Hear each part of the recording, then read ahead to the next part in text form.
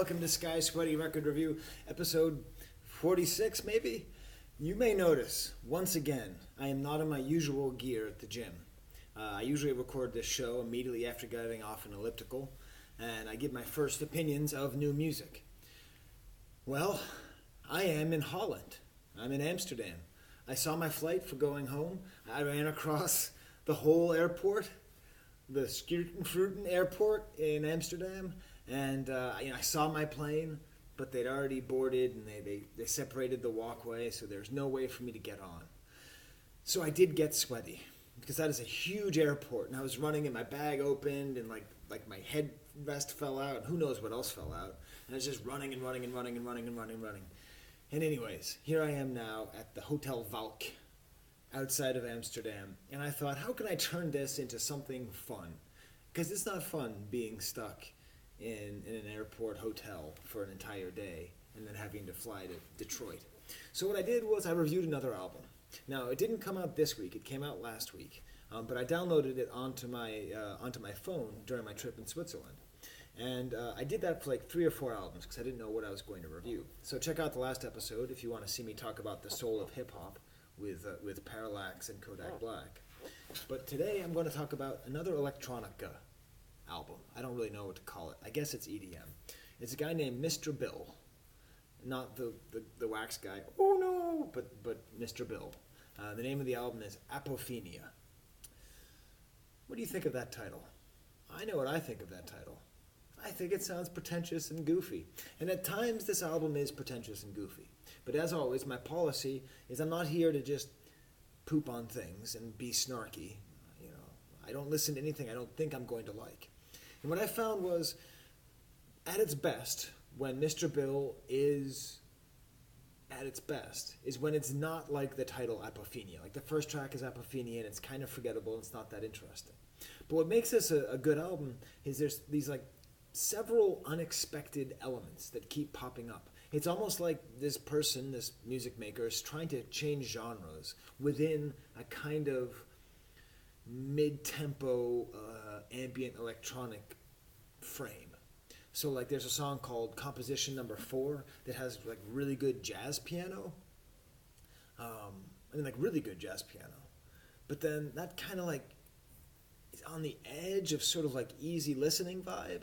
There's another track later on the album called JTRS Vibe. JTRS Vibe. Hey, maybe he's from Holland.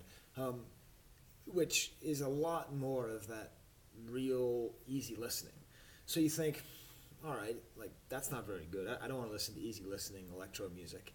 But then there's another song called Jesus Christ Superstar.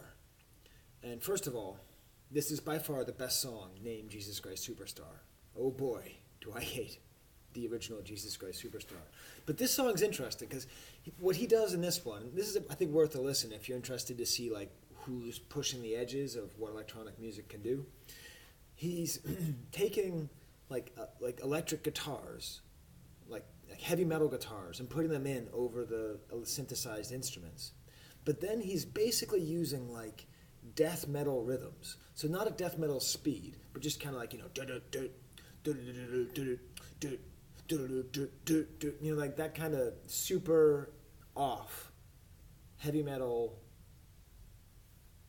timing. So that's pretty interesting. And that leads right into the first song, which actually, not the first song, the song that gets my stamp of the album. It's a track called Sisyphus.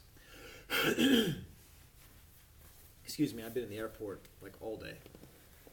All day. It's all day. That's all I've done. All day, been in the airport. Anyways, the song called Sisyphus, off of Apophenia by Mr. Bill. This is him at his best. You see, this album is most interesting when it gets away from the title and when it's really polyrhythmic. So this track, it's like got layer on top of layer. It's got like a nice kind of stilted arpeggiator. It's heavily syncopated to that point that I really like with electronic music, where they're trying to go, where it's sort of at the edge of listenability. At a certain point, like double time jumps in and makes all this stuff, like snaps comes on, and like laughing sounds. It's a really intense and quite enjoyable song. Another notable track is a track called White People Funk, which is neat. It's like somebody trying to illustrate the idea of what funk would be if it was only made by Caucasians. I don't know. I made it sound really bad. Have a listen to it. It's pretty funny. And it has it's like really upbeat. It has these nice little Casio notes in it. So that's my review of Mr. Bill's Apophenia here in Amsterdam. If I had to give it a three word review, I would call it. I'm not farting, by the way. That's the chair. Look at these leather chairs, right? Holland. If I had to give it a three word review, I would call it charming, unexpected, uneven. Yeah, because sometimes it's charming and unexpected, and then other times it's just kind of easy rock. Okay, well, hopefully the next episode will be back in my home of Rochester, at my home YMCA, and the sweat that I'm covered in is not from running across the Slurfte airport. As always, there's the camera.